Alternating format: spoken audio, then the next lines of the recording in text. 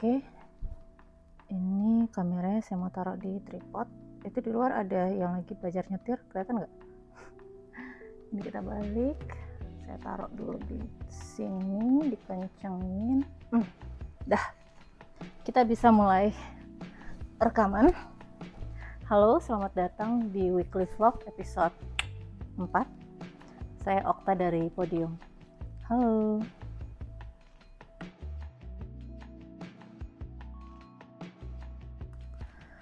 Saya mau mulai dari apa yang saya lakuin selama seminggu, terus saya lanjut ke hal-hal apa yang jadi bahan pikiran saya selama seminggu, sama update tentang Podium. Kita mulai dulu dari kegiatan saya selama 1 minggu.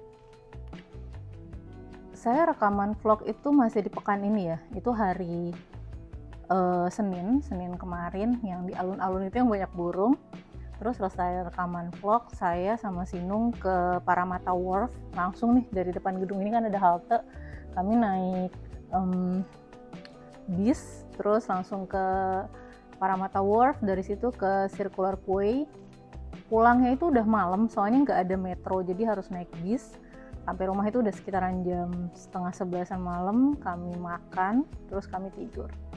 Hari Selasa, saya mindahin semua video ke Mac. Ini kan saya rekaman pakai handphone kan. Jadi saya pindahin dulu semuanya ke Mac untuk diedit. Dan saya tuh lagi berusaha untuk ngebikin vlog ini tuh jadi simple. Jadi saya berusaha untuk simplify karena saya tahu nih kalau misalnya ini nggak simple dan ini nggak menyenangkan, saya pasti nggak konsisten ngerjainnya. Jadi saya nyoba untuk nyari cara kerja yang paling enak buat saya untuk ngerjain ini semua. Jadi hari Selasa itu saya mindahin video ke Mac untuk diedit sampai sore kayaknya, terus sorenya saya pergi belanja seperti biasa lah, belanja bahan-bahan dapur untuk masak. Hari Rabu saya tuh seharian di rumah ngedit vlog karena ini kan minggu-minggu libur ya, minggu-minggu libur tahun baru. Terus malamnya saya nonton fireworks di YouTube seperti yang saya ceritain di vlog yang pekan lalu. Kami kan nggak dapet tiket untuk nonton langsung, jadi saya nonton di YouTube. Dan kayaknya kami tuh tidur itu setelah sekitaran jam 1 atau jam 2 malam lah. Setelah selesai nonton fireworks, masih ngobrol ini itu, terus baru tidur jam 2-an kali ya. Hari Kamis itu bangun pagi, tidur lagi, terus sampai siang itu kami istirahat seharian karena malamnya begadang kan. Terus seharian itu kayak udah tiduran aja yuk, nggak ngapa-ngapain tuh, cuma ngobrol, tiduran. Saya main games. Terus sorenya Sinu ngajakin ke Top Right Mall namanya untuk beli kue. Saya kan suka banget tuh, ada bakery di Top Right itu yang punya orang Iran dan saya suka banget. Dan kami kesana untuk beli kue, terus pulang. Malamnya itu saya ngurus bikin rencana dan kirim email ke koordinator PES IT. Jadi itu kan tanggal 1 ya, tanggal merah, tapi kami ngirim email, tapi ya nggak apa-apa lah, ya kapan lagi gitu kan luangnya di hari itu. Terus saya ngelanjutin work plan, saya ngerapiin karena saya mau rapat, jadi saya ngebikin work plan-nya itu saya pindahin biar bisa dipresentasiin ke tim di Podium. Itu hari Kamis. Hari Jumat itu Sinu udah masuk ya, jadi hari libur itu cuma sampai tanggal 1, tanggal 2-nya orang udah masuk lagi, hari pertama kerja setelah tahun baru. Terus juga sholat Jumat pertama di tahun ini. Saya tuh di rumah seharian masih bikin PPT, mikirin ini itu, ngetik, ya sampai siang saya kayak gitu. Terus saya ingat hari Jumat ini saya main games, karena saya beli games baru, karena lagi ada diskonan di Steam. Jadi saya beli games baru, terus saya main game sampai malam. Jadi Jumat ini saya ngapa-ngapain sebenarnya, lebih banyak istirahat, mikir, main games. Dan saya nggak tahu ya, teman-teman kayak saya nggak sih, kalau misalnya mikir sambil main games itu malah lebih lancar gitu loh pikirannya. Hari Sabtu, yang mana kemarin itu saya bilang sama Sinu, ayo yuk ke Perpus yuk. Perpus itu buka tuh hari Sabtu kemarin, soalnya hari pertama Perpus buka di tahun ini. Terus saya kesana mau minjem kata basis. Saya tuh nemu kata basis di Big W waktu saya mau beli penggorengan waktu itu. Terus ada rak buku, terus kok diskon, kan kaget ya. Saya mau beli penggorengan terus ngeliat buku diskon, saya jadi kaget, terus saya nahan diri untuk nggak beli. Terus saya bilang sama Sinung, kita pinjam aja yuk di perpustakaan karena pasti ada nih ini buku. Terus akhirnya hari Sabtu itu kami ke perpustakaan, niatnya cuma mau minjem kata basis itu doang. Sampai sana malah minjem segala macem, 5 buku yang saya pinjem.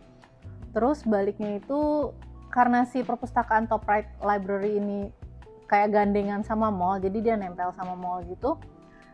Ya udah, kami langsung main ke mall. Rencananya mau ke The Growers namanya. Jadi di Top Right Mall itu ada toko bahan makanan, bukan Asian store, spesifik banget ini tuh Indonesian store. Yang punya juga orang Indonesia katanya. Jadi kami ke The Growers. Ini kayaknya saya nggak punya videonya nih, karena saya bawa buku 5 biji dalam satu tas. Jadi saya nggak bisa ngambil video. Terus mampirlah kami ke tempat yang namanya TK Maxx. Kalau di Amerika itu namanya TJ Maxx. Jadi itu toko barang-barang diskon gitu, barang-barang yang udah lewat musimnya, yang kayak gitu, dan barang di sana tuh kebanyakan branded dan ori ya. Jadi kami ke sana niatnya, lagi-lagi niatnya saya tuh mau beli panci. Jadi saya mau beli panci yang stainless steel, yang bagus lah gitu untuk masak, yang gagangnya itu nggak panas gitu kalau saya nenteng panci, mindahin dari kompor ke meja. Panci yang ada sekarang itu tuh gagangnya udah oglek-oglek, jadi saya takut tiba-tiba pas lagi masak copot aja kan. Terus saya kesana beli panci, saya dapet panci, saya nggak tahu panci itu bisa dibilang branded atau enggak ya, tapi itu diskon dari $60 kalau nggak salah. Itu saya beli itu jadi tinggal $25. Yang bahaya dari toko seperti TJ Maxx ini atau TK Maxx ini kalau di sini itu adalah kalau kamu muter, kamu nggak mungkin nggak ngambil hal-hal lain. Mulailah saya ngambil mangkok ramen, jadi mangkok yang gede banget itu. Terus berlanjut dengan ngambil mug. Terus Sinung bilang, kayaknya gue perlu baju deh, perlu kaos, perlu kemeja untuk ke lab. Oke, fine. Jadilah kami ngambil barang-barang seperti itu. Dan ngambilnya tuh kayak, dia tuh polo lagi diskon, cari yuk di tempat polo ada nggak yang suka. Kalau misalnya ada nggak ukurannya, kalau nggak ketemu pindah lagi ke brand lain. Jadi saya dapat Tommy Hilfiger itu untuk kaosnya, kalau nggak salah tuh saya dapat kemeja polo. Terus dapat celana juga kayaknya warna hijau, jeans tapi hijau, lucu kan? Itu merek Billabong dan semuanya diskon. Terus saya hampir beli catur set, untuknya nggak jadi karena itu berat banget dan saya nggak tahu kalau misalnya saya pindahan itu bawanya gimana karena berat. Untung nggak jadi beli.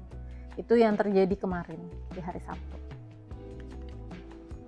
Minggu ini walaupun saya udah minjem buku di perpus, tapi saya belum mulai baca. Jadi semalam itu saya mulai baca kata basis, terus saya ngantuk, tidur. Jadi saya nggak punya review buku sebenarnya di pekan ini. Saya berharap pekan depan saya udah bisa mulai nge-review buku. Terus saya ini masuk ke bagian dimana saya akan ngomongin tentang apa yang saya pikirin dan pertanyaan yang saya dapat dari teman-teman ya. Mungkin saya perlu tegaskan juga ya, kayak saya tuh sebenarnya nggak ngerti apa-apaan juga ya teman-teman ya. Jadi saya ada di sini tuh saya belajar, saya nggak seahli itu, tapi saya pengen banget nge-share apa yang saya sudah pelajari dan saya dapatkan di sini. Biar katanya kan cara paling cepat untuk belajar itu dengan ngajarin orang ya. Jadi itu sih yang saya kerjain.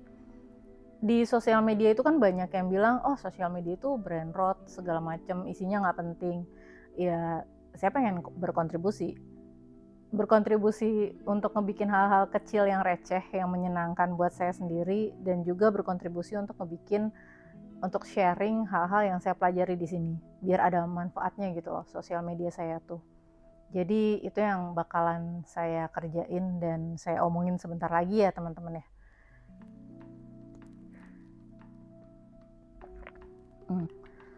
Saya lanjut ke ngomongin tentang produk ya teman-teman.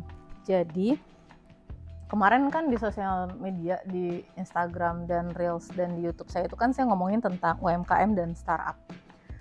Ada kesamaan dari UMKM dan startup itu masalah ngebikin produk. Kalau UMKM itu biasanya produknya sudah jelas, startup itu kadang-kadang produknya masih dalam eksperimen. Kayak yang ada di inkubator ini banyak produk-produk yang masih berbentuk eksperimen. Dan itu datang dari ide-ide kreatif foundersnya. Jadi mereka punya pengalaman apa, masalah apa, terus mereka bikin produknya.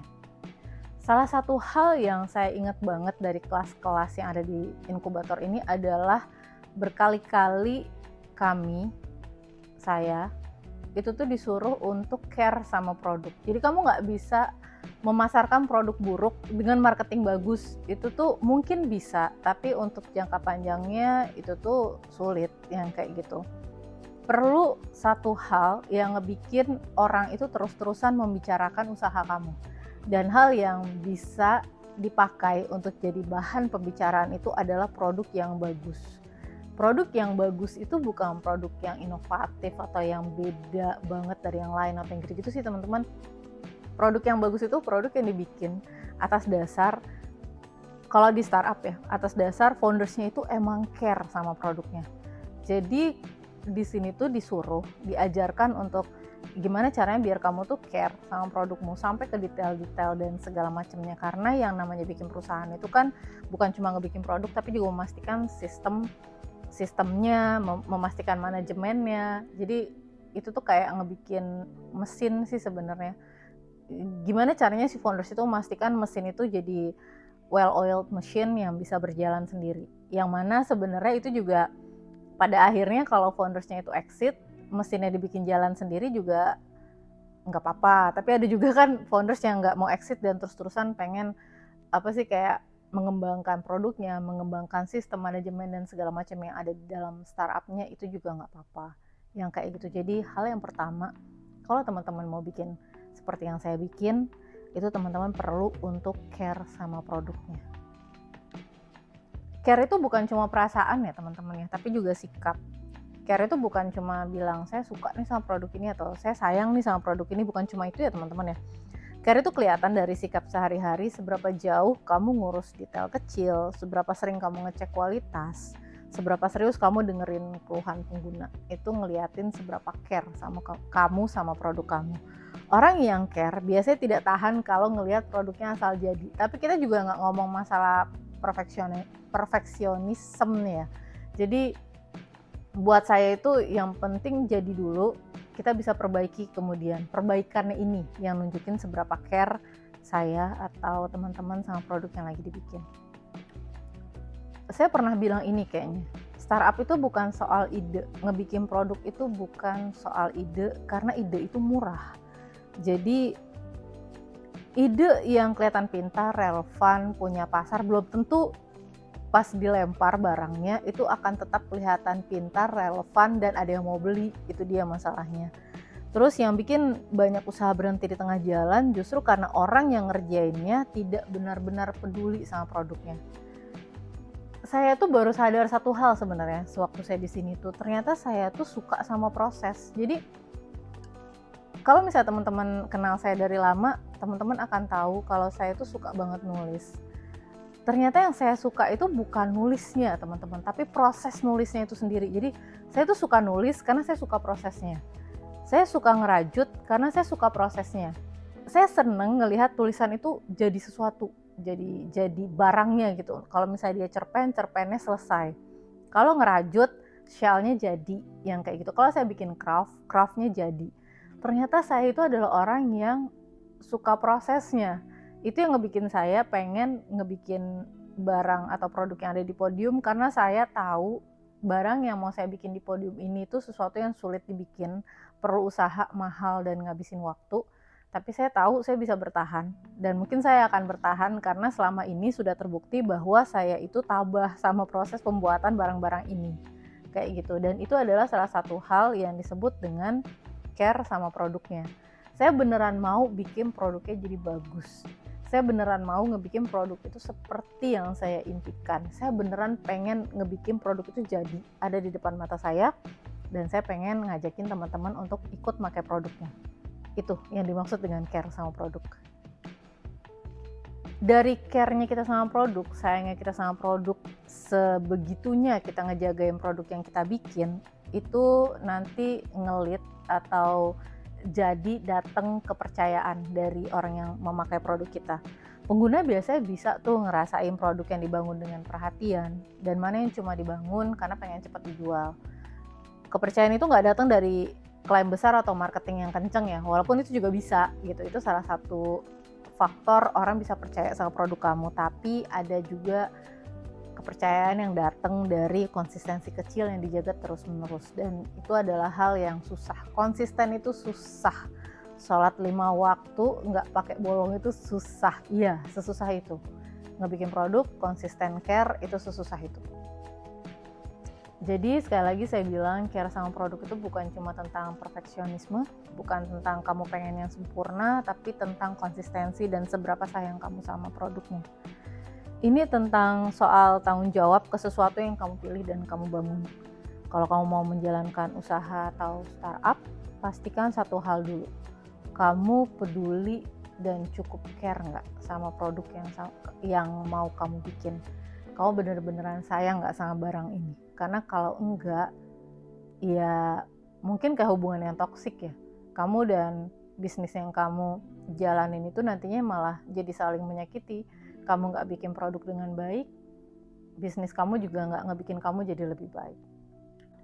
Sydney itu kota besar ya teman-teman, sama kayak Jakarta, jadi banyak lautnya, ada sungai yang besar, sungai Paramata, ada juga sungai yang kecil-kecil, dan salah satu transportasi umum yang ada di sini tuh ferry, dan saya suka banget karena itu mengingatkan saya sama zaman-zaman saya masih tinggal di Selayar. Di Selayar kan kalau mau ke Makassar naik ferry ya, dan saya suka ternyata transportasi air kayak gitu.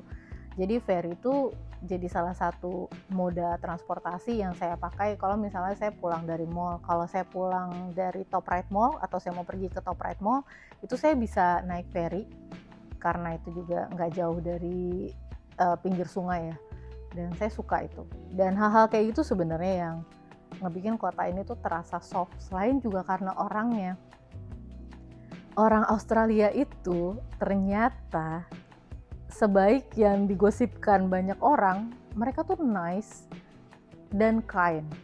Dan ini agak-agak beda dengan orang di Jakarta ya. Saya nggak mau bilang mana yang lebih baik dan mana yang lebih buruk karena saya suka sama Jakarta.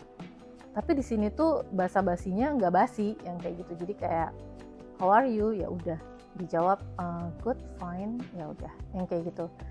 Di inkubator ini juga, jadi saya datang ke sini, saya kerja, kami tidak saling mengganggu. Kalau ngobrol juga nggak panjang-panjang karena masing-masing punya pekerjaannya sendiri-sendiri. Tapi mereka kind, nice, dan nggak nggak ngebikin saya ngerasa minder atau rendah diri. Kebanyakan di inkubator ini tuh ada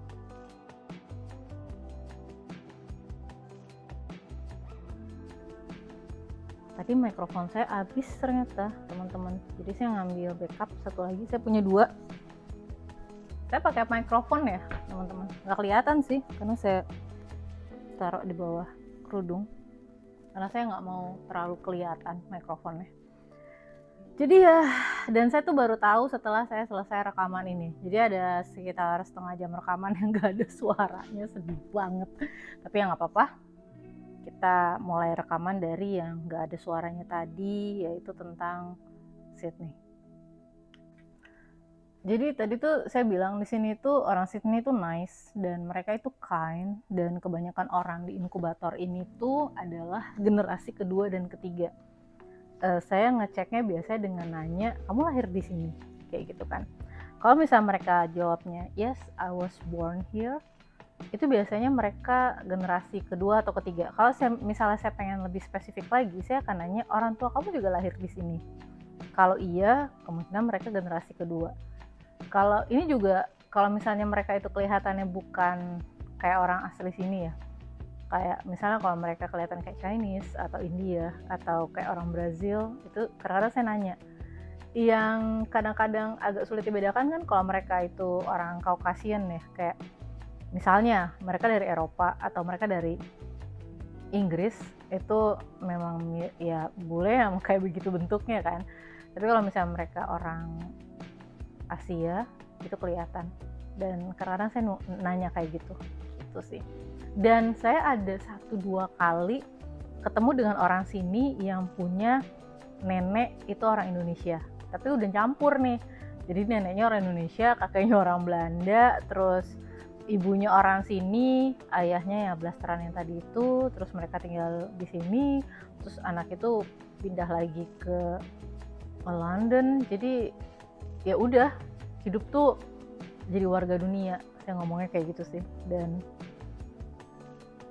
kadang-kadang tuh saya mikir, anak yang hidup jadi warga dunia kayak gitu yang pindah-pindah mix sana sini itu bisa jadi mereka lebih terbuka sama lebih banyak pengalaman ya, lebih kaya gitu loh pengalamannya.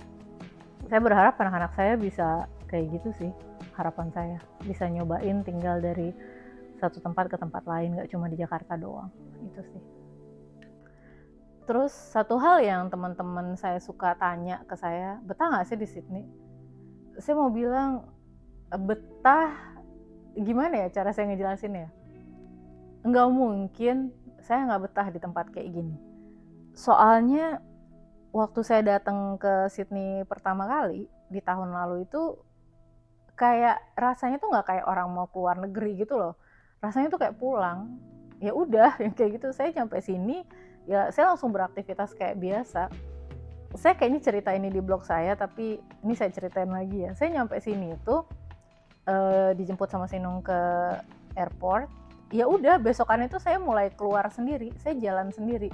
Saya ke kampus itu sendiri ngeliatin Google Maps yang udah saya screenshot karena waktu itu kan saya belum ada nomor sini, terus roaming juga udah selesai tuh 1 hari kan saya ngambil paket roaming yang 1 hari, terus roamingnya juga udah nggak ada.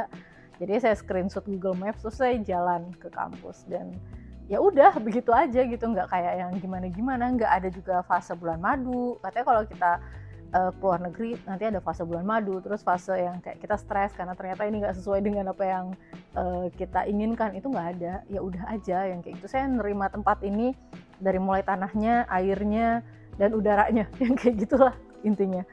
Terus saya juga ngerasa bahwa kota ini tuh kota yang sangat lembut. Ini kota tuh soft banget yang kayak gitu loh. Biasa hidup di Jakarta yang kayaknya kalau keluar rumah itu berarti mempertaruhkan jiwa dan raga ya. Di sini tuh saya bebas banget yang kayak gitu. Bisa ngapain aja dan ngerjain hal-hal yang saya suka. Saya nggak ada masalah dengan transportasi umum karena ya udah aja saya ngelihat Google Maps itu terintegrasi dengan Google Maps informasi tentang transportasi umumnya dan ya udah saya pergi kemana-mana. Yang Sinung beliin buat saya itu di hari pertama itu adalah Opal Cards namanya. Itu ada di handphone saya. Nih coba saya bisa ngeluarin nggak ya? Opal Cards itu kartu yang dipakai untuk kita tap. Aduh, ini susah ngeluarin handphone. Kartu yang kita tap kalau misalnya kita mau naik bis bentuknya kayak gini. Ini udah kayak inian makeup ya, bentuknya kayak gini, semoga kelihatan. Jadi kita tap kayak gitu. Ini saya taruh di belakang handphone soalnya saya suka ngetapnya langsung dari handphonenya aja. Jadi maksudnya ngetap yang saya deketin ke alatnya itu handphonenya. Jadi kalau misalnya ini alatnya saya tet kayak gituin. Jadi nggak saya keluar masukin biar kartunya nggak rusak. Terus ya udah begitu aja. Jadi nggak ada. Dan waktu saya datang pertama kali ke sini tahun lalu itu kan di sini lagi setelah musim dingin ya. Jadi musim semi. Waktu itu lagi spring tapi suhunya masih rendah. Jadi masih yang 12, 13. Terus ya udah aja saya pakai coat. Nggak ada yang gimana-gimana. Itu yang ngebikin saya kayak ini kota nungguin saya nungguin kota ini atau keduanya ya yang kayak gitu.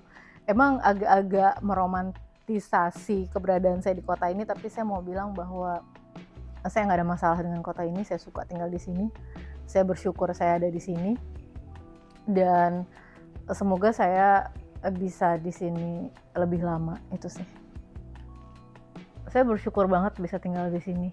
Selain karena di sini tuh saya ngerasa kotanya soft, kotanya nggak terlalu banyak orang, rame sih tapi nggak terlalu banyak orang, nggak kayak Jakarta gitu lah. Terus juga saya tinggal di dekat taman reservasi, jadi kayak di sini tuh kayak ada wilayah yang jadi reservasi dan kita bisa jalan di situ, hiking di situ, yang mana juga ngebikin banyak hewan di sini tuh kayak burung kakak tua, terus burung yang suka bawel itu tuh magpie namanya, terus ada dove, burung merpati. Terus kadang-kadang kalau saya lagi beruntung saya suka nemu kelinci liar di dekat rumah saya. Terus ada juga kayak ya banyak hewan-hewan liar gitulah. dan saya suka sama mereka semua. Jadi tempat ini tuh kayak ngasih ruang buat mikir, ruang buat berhenti, tapi juga ruang untuk bekerja. Makanya kombinasi perasaan ketika saya tinggal di sini tuh agak unik gitu loh. Ini kota di mana saya harus bekerja, tapi juga ini kota di mana saya harus istirahat. Jadi rasanya agak aneh gitu loh. Kalau di Jakarta kan rasanya harus kerja kayak gitu kan. Kalau di sini tuh kayak, wah, ini istirahat bisa nih, kotanya asik nih. Kalau misalnya saya lagi butuh mikir panjang, saya bisa untuk jalan kaki pergi ke wharf, naik ferry, lanjut naik bus, lanjut naik metro, pergi pulang ke rumah. Di sepanjang jalan itu saya mikir, itu hal yang nggak bisa saya temukan di Jakarta. Di sini saya bisa. Makanya kota ini jadi kayak ruang hidup, ruang kerja, sekaligus jadi ruang pikir buat saya. Semoga saya bisa menjelaskannya dengan baik ya teman-teman ya. Karena sampai sekarang saya masih berusaha untuk bahasa yang lebih tepatnya, kata-kata yang nggak terlalu lebay tapi bisa menjelaskan apa yang saya pikirkan untuk menghayati ya. Mungkin itu kata yang tepat ya, untuk menghayati dan memahami kota ini tuh apa sih artinya buat saya. Terus saya juga pengen ngejawab pertanyaan dari salah seorang teman saya. Beliau nanya, Indonesia punya startup inkubator nggak sih kayak MQILO itu? Jawaban saya ada, banyak, dan ada beberapa yang saya tahu ada di Jakarta, dan di kampus-kampus besar itu juga ada inkubator. Jadi kalau misalnya teman-teman pengen bikin startup, teman-teman bisa cari di googling aja startup inkubator Indonesia, karena saya tidak hafal nama-namanya, tapi sepengetahuan saya ada juga yang di bawah pemerintah, ada yang di bawah BUMN. Dan di startup itu di inkubator startup itu standar ya teman-teman ya, akan dapat fasilitas kayak ruang kerja kayak gini. Saya juga nggak ngerti-ngerti amat, tapi seingat saya sepertinya ada fasilitas seperti itu, ada edukasi, ada mentorship, jadi teman-teman bisa nanya, dan link ke investor. Itu sih fasilitas yang biasanya diberikan. Jadi tinggal googling, di Indonesia ada, di Jakarta banyak. Pertanyaan berikutnya tentang di Sydney hidup mahal gak sih? Saya nggak bisa ngasih angka pastinya ya, tapi saya bisa ngasih rata-ratanya dan cara pikir tentang gimana cara menghabiskan uang di sini. Mungkin kayak gitu kali ya lebih tepatnya. Jadi saya mau bilang iya, di Sydney mahal. Lebih mahal dari Jakarta, iya, tapi beberapa hal enggak ya. Jadi kayak akomodasi itu jelas lebih mahal daripada Jakarta. Di Jakarta kalau kamu ngontrak rumah kamu bisa bayar tahunan, di sini nggak bisa. Di sini bayarnya mingguan. Seminggu itu untuk satu kamar, rumah satu kamar atau apartemen satu kamar. Rumah satu kamar jarang ya. Apartemen satu kamar itu sekitaran, kalau di wilayah sini nih, anggaplah ini kayak kelurahan ya. Kalau di kelurahan sini di daerah saya ini namanya Macquarie Park, itu sekitaran antara 600 sampai 800. Dan itu belum termasuk bill kadang-kadang. Jadi kayak air, listrik, gas, itu kan nyambung langsung tuh, kita nggak beli gas pakai tabung kan, itu belum termasuk bill, jadi ada biaya bill lagi tuh. Kalau apartemen yang lebih bagus tentu lebih mahal ya. Rumah yang kamarnya lebih banyak kayak 2 kamar, 3 kamar tentu lebih mahal. Di waktu-waktu ini saya kan juga lagi nyari rumah nih, dan nyari sekolah untuk anak-anak. Rumah atau apartemen 3 kamar belum termasuk bill itu bakalan sekitar ada di range antara 900 sampai 1.500 lah per minggu ya, lagi-lagi ya. Yang mana kalau sebulan kan tinggal dikali. Anggaplah misalnya satu minggu itu $1.000, berarti untuk tempat tinggal saja belum bills, selama sebulan kamu butuh nyiapin duit 4.000. Kalau 3 kamar ya. Itu belum biaya makan, belum asuransi, belum biaya untuk transportasi, kayak untuk naik transportasi umum, walaupun di sini ada capnya ya. Jadi di sini tuh kayaknya kalau misalnya sudah kamu naik bis nih di satu hari, kalau udah lebih dari $10 itu udah nol. Jadi maksimal kamu bisa bayar transportasi umum itu $10 kayak gitu. Selebihnya bebas. Dan harga di hari libur dengan di hari kerja itu juga beda. Harga di siang, malam, dan sore hari itu juga beda. Jadi saya nggak hafal-hafal banget karena ya udah saya sih main tap-tap aja ya yang kayak gitu. Jadi iya, Sydney itu mahal. Iya, sewajarnya kota besar yang ada di sini sih.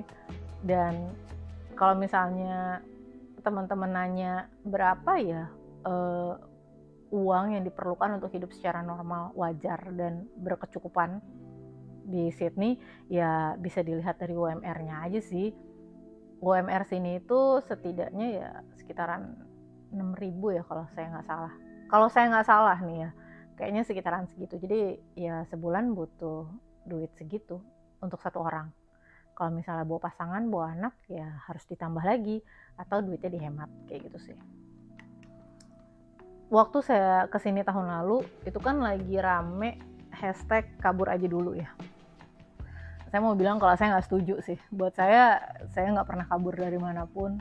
Saya kesini itu untuk merantau, karena itu di beberapa Instagram, publikasi Instagram di podium di Instagram, itu saya milih untuk memakai hashtag merantau aja dulu, karena itu yang saya kerjakan. Saya nggak lagi kabur dari mana-mana, saya lagi merantau karena saya butuh untuk pergi ke suatu tempat di mana apa yang mau saya bikin itu bisa dibikin. Bukan berarti di Jakarta ini nggak bisa dibikin, saya udah coba. Cuman memang banyak hal yang lebih mudah di sini. Dan ini juga karena saya ada di sini, berarti saya mikirnya mesti global dan saya pengen menantang diri saya to the next level. Ya udah, saya datang, saya merantau ke sini tanpa melupakan tempat di mana saya lahir dan di mana saya tinggal sebelum ini. Saya nggak kabur, saya nggak pakai hashtag kabur aja dulu. Saya pakai hashtag, kalau memang saya harus pakai hashtag ya, saya merantau aja dulu, nanti saya balik lagi. Jadi segitu dulu ya vlognya teman-teman. Ketemu lagi minggu depan, semoga kita dikasih kesehatan sampai minggu depan. Saya juga untuk kerja dan ngebikin vlog lagi. Oke, sampai sini dulu. Dah.